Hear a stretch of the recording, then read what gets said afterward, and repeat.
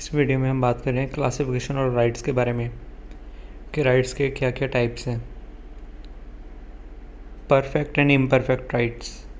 Perfect rights are those rights which are legally recognised as well as enforceable by law. Perfect rights वो होते हैं जो legally recognise भी होते हैं और जो लॉ की साइड से इन्फोर्स भी किए जाते हैं। For example, suppose A has supplied the goods to be worth ₹10,000 on 1 January 2020। जो ए है, ए ने गुड्स को बी जो ए ने बी को गुड्स सप्लाई किए जो गुड्स 10,000 रुपये के थे 1 जनवरी को, अगेंस्ट प्रॉपर बिल्स वगैरह के प्रॉपर उसने अगेंस्ट लिए हैं। The right of A to recover ₹10,000 is legally recognised and enforceable. तो जो ए को बी से पैसे लेने हैं 10,000 रुपये, वो लीगली रिकॉग्नाइज हैं और इन्फोर्सेबल हैं, वो उसका लीगल राइट है। A can file the suit against B within 3 years.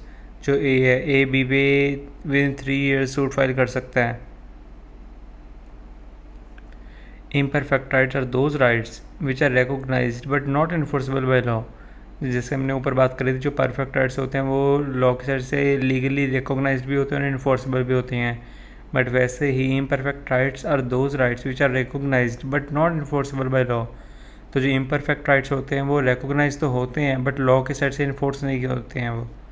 Suppose in the above side case A does not file the suit against B within 3 years.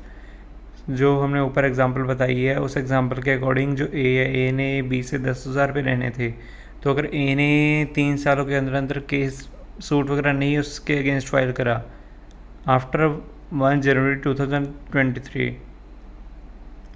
The right of A becomes imperfect. जब 3 साल lapse हो जाएंगे उसके बाद जो A का right है उसका टाइम बार जो होता है ना 3 ईयर्स का लिमिटेशन टाइम पीरियड, वो निकल जाएगा। उसके बाद उसका लीगल राइट जो है वो नहीं होगा, मतलब लीगल राइट तो होगा बट परफेक्ट राइट नहीं होगा, वो इम्परफेक्ट राइट बन चुका होगा। इसमें हम आए थे the right of A becomes imperfect. Now the remedy of A is barred. मतलब 3 साल लैप्स हो चुके हैं। He can not go to the court. वो कोर्ट में नहीं जा सकता है अपने पैसे रिकवर करवाने के लिए। But it does not mean the right of A to recover ₹10,000 comes to an end. तो इसका मतलब ये नहीं है, but it does not mean the right of A to recover ₹10,000 comes to an end. तो इसका मतलब ये नहीं है जो ए ने बी से 10,000 रुपये रिकवर करवाने थे उसका राइट ख़त्म हो गया। Only the remedy is barred. तो इसमें ये लिखा हुआ है जो रेमेडी है, रेमेडी सिर्फ बार हुई है, रेमेडी का टाइम ख़त्म हुआ है 3 ईयर्स का। Suppose later on after 10 years B supply certain goods to A. Suppose हम बात कर रहे हैं कि बी भूल गया या कोई भी इशू था उनका, तो बी ने ए को गुड सप्लाई किए 10,000 के या ज़्यादा अमाउंट के, तो ए कैन एडजस्ट हिज ₹10,000। ए जो है वो 10,000 एडजस्ट कर लेगा जो उसने उससे लेने थे। B can not say that, B ऐसा कुछ नहीं कह सकता his claim was already time bar, कि ए को कि वो तो ऑलरेडी टाइम बार हो चुका, तुमने मुझसे 3 सालों के अंदर अंदर के सूट वगैरह फाइल करके नहीं लिए, तो वो आपका राइट ख़त्म हो गया है। बी ऐसा कुछ नहीं कह सकता ए को। Okay, right in rem and right in persona और personam. Right in rem means the right is against the whole world. Right in rem उसे कहते हैं जो राइट होल वर्ल्ड, मतलब सभी से एक तरह से सभी के खिलाफ राइट होता है जो। For example, A has a reputation, his right is against the whole world and no person from the general public can attack the reputation of A. जो ए है, ए की अपनी जो रेपुटेशन है और उसके पास राइट है कि वो मतलब उसके जो जनरल पब्लिक में से कोई भी उसके रेपुटेशन को नहीं, मतलब रेपुटेशन के बारे में नहीं बोल सकता कुछ भी, कोई ऐसी चीज़ नहीं बोल सकता, कोई डिफेम नहीं कर सकता, कोई ऐसी चीज़ नहीं बोल सकता जिससे उसकी रेपुटेशन को खतरा हो। उसके रेपुटेशन पे अटैक नहीं कर सकता जनरल पब्लिक में से कोई भी। But suppose B attack the reputation of A. But समझो अगर बी ने ए की रेपुटेशन पे अटैक कर दिया, the right of A becomes the right in personam, namely personally against B. तो इसमें बताया गया है जो अगर बी ने अटैक की है तो इसका मतलब ये होगा जो राइट ए के ऊपर अटैक हुआ है, बी ने अटैक किया है, तो वो इंडिविजुअली किया है बी ने, तो उसको हम बोलेंगे पर्सनली अगेंस्ट बी, कि मतलब बी ने पर्सनली करा है। A can file the suit against B for compensation, तो जो ए है वो सूट फाइल कर सकता है बी के खिलाफ कंपनसेशन क्लेम करवाने के लिए। Similarly A is the owner of the possession of a house, जैसे अगर हम नेक्स्ट एग्जांपल में बात कर रहे हैं, जो ए है वो एक हाउस ओनर है। His right is right in rem namely against the whole world, जो ए का राइट है वो राइट इन रैम है उसके पास, कि मतलब पूरे होल वर्ल्ड के खिलाफ राइट है वो। Suppose B commits trespass on the land of A, suppose जो बी है, बी ने ट्रेसपास कर दिया ए के लैंड पे। Now the right of A becomes the right in persona against B, तो जो ए का राइट है वो राइट इन रैम है जो ए का, वो राइट इन परसोना में ट्रांसफ़र हो जाएगा और पर्सनली अगेंस्ट बी हो जाएगा। Proprietary rights and personal rights. Proprietary rights means person's right in relation to his own property. Proprietary rights उसे कहते हैं जो पर्सन की अपनी प्रॉपर्टी होती है। Personal rights are the rights relating to the statutes. जो पर्सनल राइट्स होते हैं वो पर्सनल राइट्स वो होते हैं जो स्टैट्यूट्स हमें देते हैं, जो हमें लॉ देते हैं, लाइक फंडामेंटल राइट्स वगैरह हो गए etcetera. The difference between the two are as under. तो प्रोप्राइटरी राइट्स और पर्सनल राइट्स में क्या डिफरेंस है? It is man's wealth. हम वन बाय वन मतलब दोनों के पहले कर रहे हैं, दोनों पहले उसका एक पॉइंट पढ़ेंगे फिर उसका एक पॉइंट पढ़ेंगे ऐसे। इट इज़ मैंस वेल्थ, तो जो प्रोप्राइटरी राइट्स है उसमें ये लिखा हुआ है कि उसका मतलब जो भी है प्रॉपर्टी के रिलेटेड होता है। Personal rights, it is well being of the person, तो इसमें ये है, उसमें प्रॉपर्टी के बारे में बात की गई है प्रोप्राइटरी राइट में, और पर्सनल राइट में उसके अपने बारे में बात की गई है, अपने राइट के बारे में। It's value can be calculated in terms of money. जो प्रोप्राइटरी राइट है उसमें प्रॉपर्टी की जो वैल्यू होती है वो मनी में कैलकुलेट की जा सकती है, बट पर्सनल राइट में it's value can not be calculated in the terms of money. But अगर हम बात करें रेपुटेशन की, तो रेपुटेशन अगर कोई किसी की रेपुटेशन पे अटैक करता है तो उसकी जो वैल्यू है कैलकुलेट नहीं की जा सकती मनी में। These can be transferred. जो प्रोप्राइटरी राइट्स है वो ट्रांसफर्ड होते हैं, ट्रांसफरेबल होते हैं। Personal rights, these are not transferable rights. जो पर्सनल राइट्स होते हैं वो ट्रांसफरेबल नहीं माने जाते, नहीं होते। Its value is much less as compare to personal rights. जो प्रोप्राइटरी राइट्स हैं उनकी काफ़ी वैल्यू कम मानी जाती है पर्सनल राइट्स के मुकाबले। These are more valuable than the proprietary rights. जो पर्सनल राइट्स है, पर्सनल राइट्स की जो वैल्यू है वो प्रोप्राइटरी राइट्स से काफ़ी ज़्यादा मानी जाती है। अब हम बात करें वेस्टेड एंड कॉन्टिजेंट राइट्स के बारे में। Vested rights is that right when the right of a person is already perfect. Vested right उसे कहते हैं जब किसी पर्सन का राइट ऑलरेडी परफेक्ट हो। For example, suppose A has made the gift of his property in the favour of B and in the gift deed it is mentioned that B becomes the owner immediately. मतलब B's title is already perfect, मतलब B इसी time, मतलब B जब उसने deed लिखी है ए ने, तो बी उसने ये लिखा है डीड के अंदर कि बी इसी वक्त ओनर बन जाएगा, तो मतलब बी का टाइटल उसी वक्त परफेक्ट हो गया। Suppose no time is mention in the gift deed when B will become the owner, B's title is perfect. तो कभी कभी ऐसा था जो गिफ्ट डीड होती है, गिफ्ट डीड में कोई टाइम नहीं मेंशन करता, टाइम मेंशन करना भूल जाते हैं। तो जिस टाइम पे गिफ्ट डीड लिखी गई है उसी टाइम पे बी का परफेक्ट राइट हो जाएगा उस पर, प्रॉपर्टी पे। When condition is imposed by A that B will become the owner on the happening of certain condition which is bound to happen। तो कभी कभी ऐसा होता है कोई कंडीशन लगा देती हैं, बट ऐसी कंडीशन जो पता है कि हाँ आने वाले टाइम पे पूरी होगी, वो कंडीशन कि लाइक अगर सी की डेथ हो जाती है तो बी को प्रॉपर्टी मिल जाएगी, तो ये बाउंड टू हैपन, ये होना ही होना है। जो इंसान आया है वो इंसान जाएगा भी एक बार, एक ना एक दिन। तो वो वेस्टेड राइट होता है, परफेक्ट राइट हो गया इसका, इसमें भी। Suppose it is mention in the gift deed that B will become the owner on the death of C. Gift deed में मैंशन किया गया कि जो बी है वो तब ओनर बनेगा जब सी की डेथ होएगी। The death of C is bound to come, तो सी की डेथ होगी एक ना एक दिन। The title of B is already perfect, तो बी का जो टाइटल है वो ऑलरेडी परफेक्ट माना जाएगा। And even if B dies first, अगर बी पहले मर गया, property will go to the legal heirs of the B on the death of C.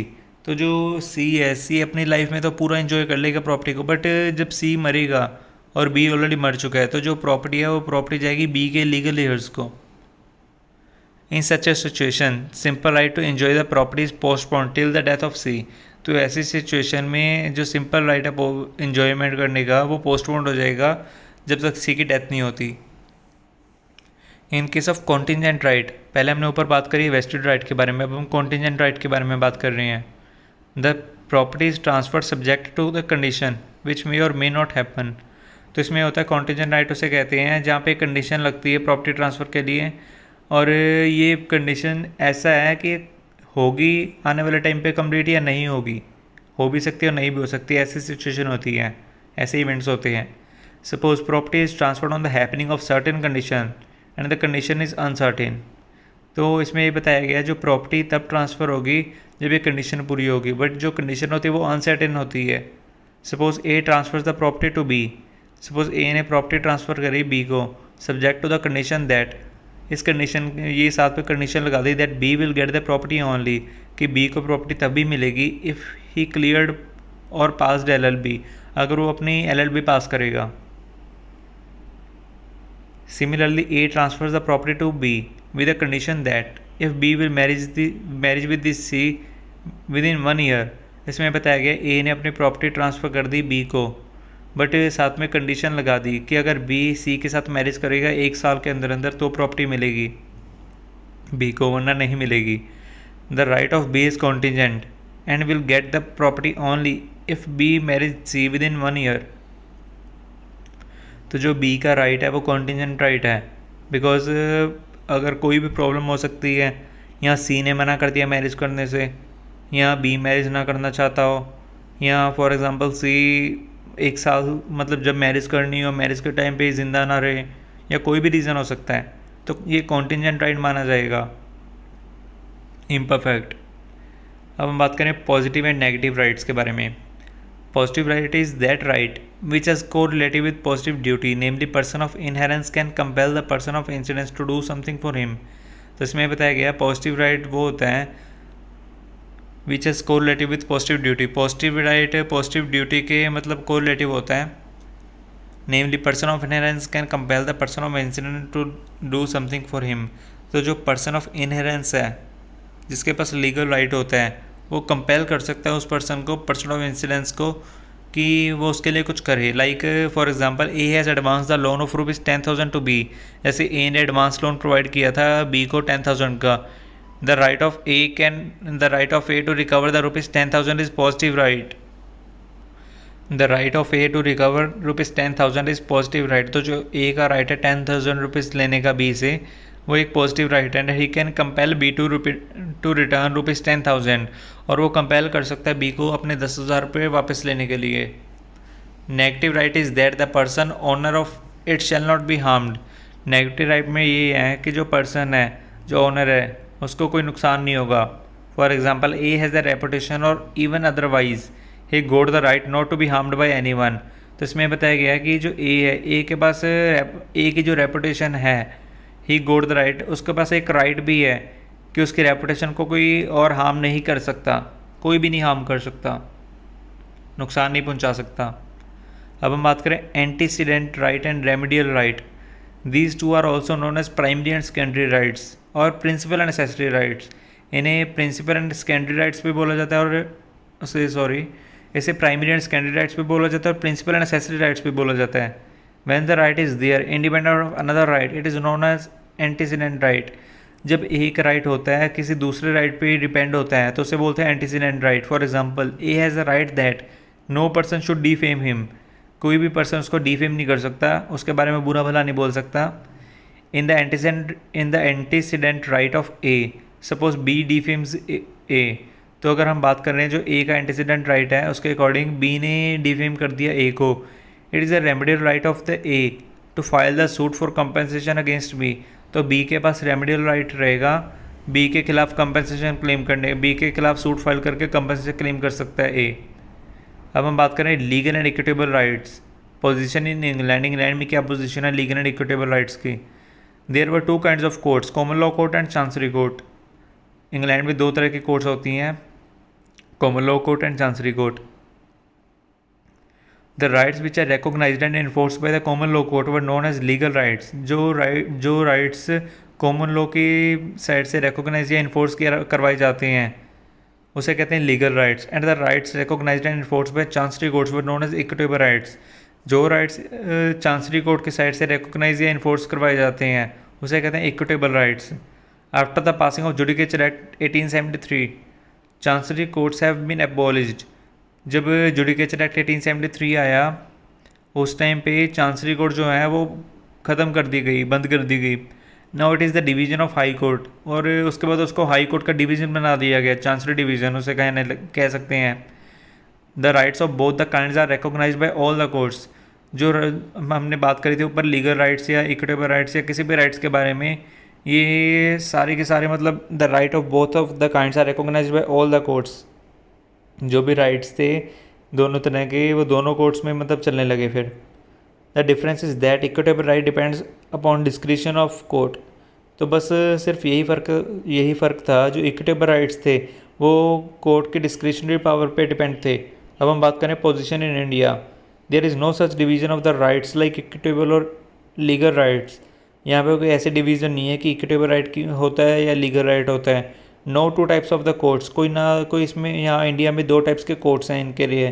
Court is the same, court एक ही है, सेम ही है, विच ग्रांट्स बोथ द रिलीफ, जहाँ पे दोनों के लिए रिलीफ मिलता है, legal right and equitable right के लिए। Equitable right depends upon the discretion of the court. जो इक्विटेबल राइट होता है वो कोर्ट के डिस्क्रिशनरी पावर पे डिपेंड होता है। ओके, अब हम बात करें right in re propria and right in re aliena. Right in re propria means once right is in his own property. For example, A is the owner in possession of the house.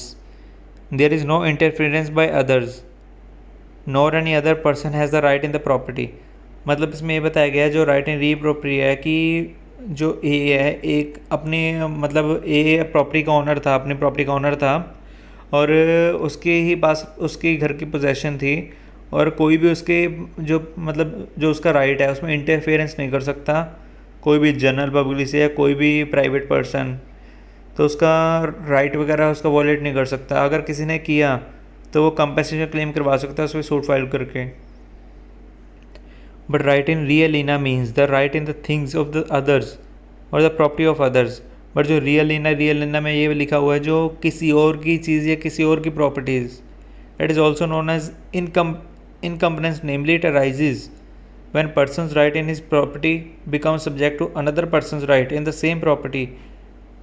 For example, A has taken the loan of rupees 10 lakh from B against the mortgage of the property. इसमें बताया गया है जब एक person की property दूसरे person की property का सब्जेक्ट बन जाती है एक तरीके से, मतलब दूसरे पर्सन का राइट आ जाता है उस प्रॉपर्टी में। जैसे A ने 10 लाख रुपीज़ लोन लिया था B से और उसके बदले में अपनी प्रॉपर्टी मॉर्गेज रखी थी B के पास। Now B enter in the property of A, तो जब बी उसकी प्रॉपर्टी में एंटर हो गया ए की, and if he does not return the mortgage amount, तो जो ए है ए ने अगर मॉर्गेज की अमाउंट वापस ना की तो बी प्रॉपर्टी सोल्ड कर सकता है, बी प्रॉपर्टी सेल कर सकता है अपनी मनी रिकवर करवाने के लिए, अपने पैसे रिकवर करवाने के लिए। Okay, thank you.